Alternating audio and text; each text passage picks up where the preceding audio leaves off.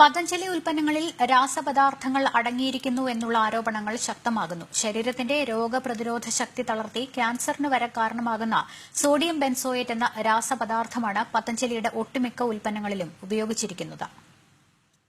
ആഹാരം കേടുകൂടാതിരിക്കാൻ ഉപയോഗിക്കുന്ന പ്രിസർവേറ്റീവ്സ് എന്ന പേരിലാണ് സോഡിയം ബെൻസോയേറ്റ് എന്ന രാസപദാർത്ഥം പതഞ്ജലി ഉൽപ്പന്നങ്ങളിൽ ഉപയോഗിക്കുന്നത്. ലാബിൽ ഉണ്ടാക്കുന്ന ഈ രാസപദാർത്ഥം മനുഷ്യ ശരീരത്തെ ഹാനികരമായി ബാധിക്കുന്നു. സോഡിയം ബെൻസോയേറ്റ് അളവിൽ കൂടുതൽ ശരീരത്തിൽ പ്രവേശിച്ചു കഴിഞ്ഞാൽ മനുഷ്യ ശരീരത്തിലെ കോശങ്ങളിലേക്ക് ഓക്സിജൻ എത്തുന്നത് തടസ്സപ്പെടും. ഇതിലൂടെ ശരീരത്തിന്റെ രോഗപ്രതിരോധ ശക്തി തളർത്തുകയും ക്യാൻസർ എന്ന മഹാരോഗത്തിന് കാരണമാവുകയും ചെയ്യുന്നു. വാഗ്ദാനങ്ങളെ വിശ്വസിച്ച് അതിനു പിന്നാലെ പോകാതെ പ്രകൃതിദത്തമായ ആഹാര സാധനങ്ങൾക്ക് ജീവിതത്തിൽ സ്ഥാനം നൽകിയാൽ രോഗങ്ങളിൽ നിന്ന് മുക്തി നേടാനാകുമെന്ന് വിദഗ്ധർ അഭിപ്രായപ്പെടുന്നു.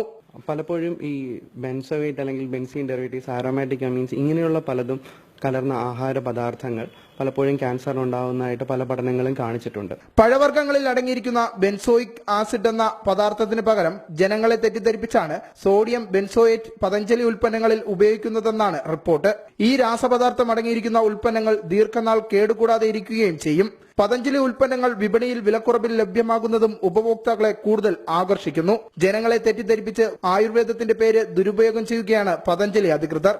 ജനം, തിരുവനന്തപുരം.